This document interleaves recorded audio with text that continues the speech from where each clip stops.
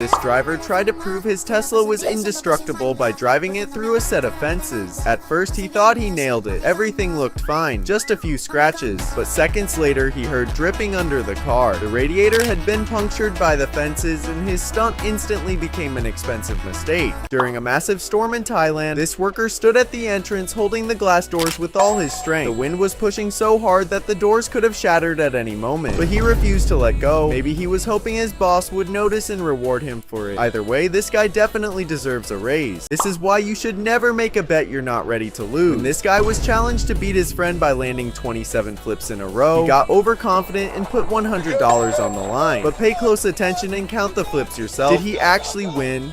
Go, go, go, go, go! Keep going, keep going! Last three! This guy made it look like superpowers are real. After he accidentally kicked a volleyball into the ocean, he thought it was gone for good. But then his friend walked up to the water and everyone was confused about what he was doing. Seconds later, everything changed because the way he got the ball back made it seem like he wasn't normal at all. What the frick? When a heavy rain delay paused the game, one player decided to turn the moment into a show. To pass the time and maybe mess with the other team, he started balancing random objects on his head. First a cap, then a helmet. After that, he went for a folded chair and even an open one. But the real moment came at the end when he balanced something so unexpected that even the opposing team couldn't help but clap. Let's go, champ. Catch the backside of it.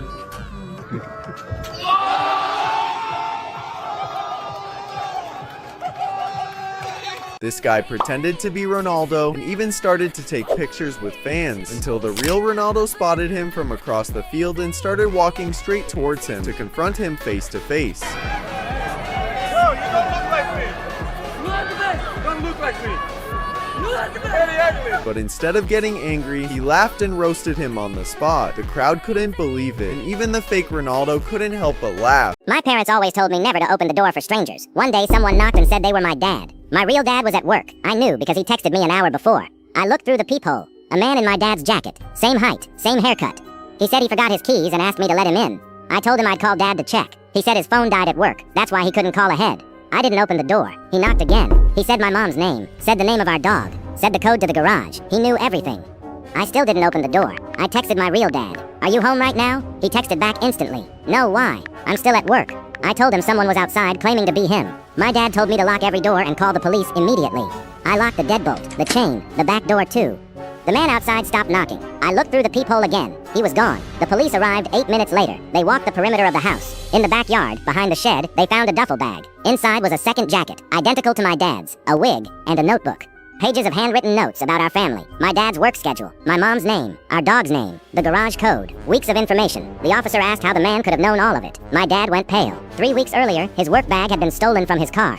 Inside it was his planner, everything written down. They never found the man, but we changed the garage code that night, and we got a new dog name. Nobody outside our family knows.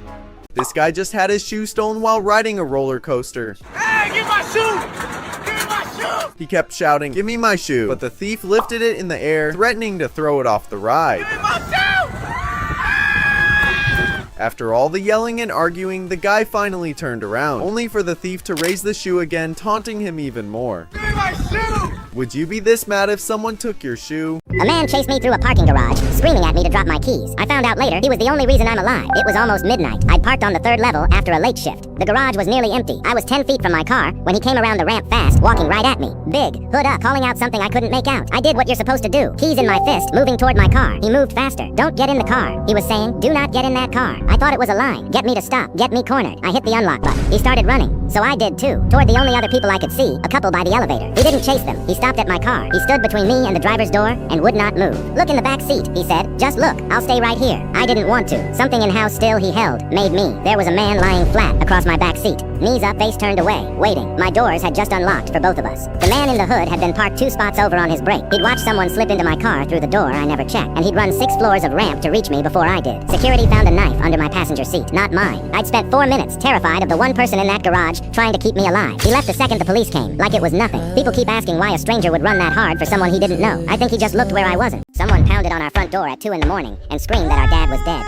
My 12-year-old sister and I were home alone. A voice came through the door, too calm. "There's been an accident. Your father's gone. Open the door." She'd been sleeping in my room for a month. She said she just liked the company. I texted Dad. "Someone's at the door saying you're dead. Where are you?" The dots came up, stopped, came up again. "I'm fine. 10 mins out. Do not open that door. Hide." I texted back one word, "Hurry." The pounding stopped. Then it started again. Lower. A hand testing the handle. I pulled her up the stairs and locked us in her room. Downstairs, the door gave. Footsteps in the kitchen. I texted Dad. "He's inside." My sister wasn't surprised. She looked like she'd been waiting for it. She whispered it. "It's Caleb. From school. He told me he'd come." Footsteps climbed the stairs. The handle turned, caught on the lock.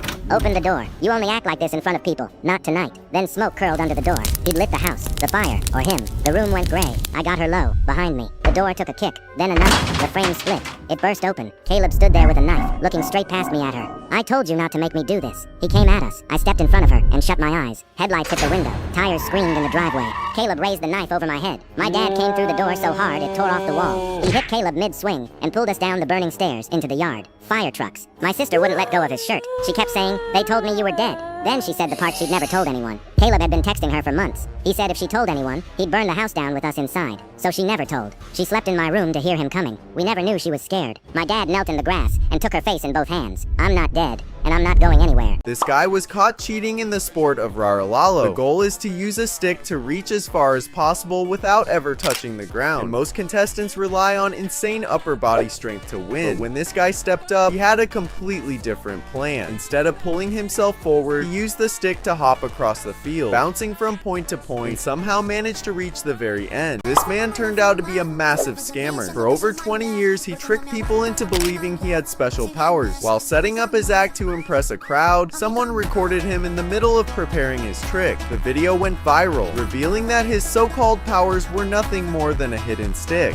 This man is the best hide-and-seek player in the entire competition. In this game, anyone who manages to avoid being captured by the police for 1 hour wins a $10,000 prize. Player 1 made a dirt mask and buried his entire body underground to stay camouflaged. Player 2 created an aquatic hideout, disguising himself as a floating bush in the water with a tiny telescope to see what was happening. Player 3 built an actual hollow chimney to hide inside. Once everyone was in position, the police team arrived to search the area. Very early on, a patrol spotted a suspicious green bush in the lake, dragged it to shore, and eliminated player 2. The hunt got much tougher after that. Officers walked right past player 1 several times but never noticed him. With only 5 minutes left, 2 officers focused on a wooden box hidden near the trees. Unfortunately, player 3 was discovered at the very last moment, right as the timer expired. These workers had to stop everything because of what they found inside this pipe. They noticed something moving and a horrible smell coming from it. They knew something was seriously wrong. They even tried tilting the pipe, but the stench only got worse. Hours went by and they still couldn't figure it out. When the supervisor finally showed up, frustrated that no one was working, they decided to check it themselves. And what they discovered inside completely shocked everyone.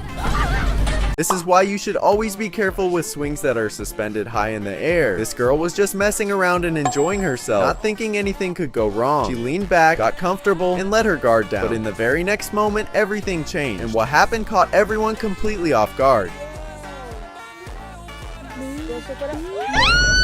Here's a strange way some villagers test suspected thieves. 2 pieces of grass are placed around the person's neck. If the grass stays loose and doesn't tangle, they believe the person is innocent and let him go home. But if the grass gets tangled around the neck, the villagers take it as a sign that he's the thief, and he could face a very serious punishment. This is how Neapolitan ice cream gets packed into tubs. A machine pumps out all 3 flavors at once, and the worker has to keep pace non-stop. If he falls behind, the ice cream goes straight onto the floor. This is the secret behind how professional mermaids breathe underwater, and it's not what most people think. Many assume they hide small breathing devices inside their costume. That's not true. The real secret is years of breath hold training. Professional mermaids spend countless hours strengthening their lungs and building tolerance to high carbon dioxide levels, allowing them to stay underwater much longer than the average person. And when they finally need air, they gracefully rise to the surface for a quick breath before diving back down as if they never left. Ever wondered how olive oil is made? They take these huge stacks of disc-shaped filter mats filled with olive paste and load them into a giant press. Then, under tons of pressure, the oil slowly starts to pour out, and just watch how much pure olive oil they get from it. It's oddly satisfying. Since I was 6, I could see everyone's real shadow, not the one the sun made. The one that showed what was really inside a person. The school bully had the darkest shadow in school. My meanest teacher had the second darkest one. So I made a rule. Dark shadow, stay away. When my parents' shadows went dark, I stopped talking at dinner. I ate alone, walked home alone, sat alone. Then one morning, I tripped in the hallway. My books went everywhere. Everyone laughed. A hand picked them up before I could move. I looked up. The boy handing me my books had the darkest shadow I had ever seen, but he was smiling, so I ignored it. We talked for 3 hours the next day. He was funny, and asked me questions nobody ever asked me before. I forgot about the shadow completely. He started sitting with me every day, walking home with me every afternoon. 2 weeks in, I invited him inside. My mom made us sandwiches, and he sat at our kitchen table. That night, I walked past the hallway mirror and saw his shadow again. Darker than anything I had ever seen. Darker than the bully. Darker than anyone. I froze. The next morning, I searched his name online. The first result was a federal missing persons alert. The FBI had been looking for him for 8 months across 4 states. He was a psycho. He had been sitting at my kitchen table for 2 weeks. I called the police from my bedroom with the door locked. They arrested him 2 blocks away that afternoon. He was still walking toward my house. My mom didn't speak for 3 days after they told her everything. I never ignored a dark shadow again.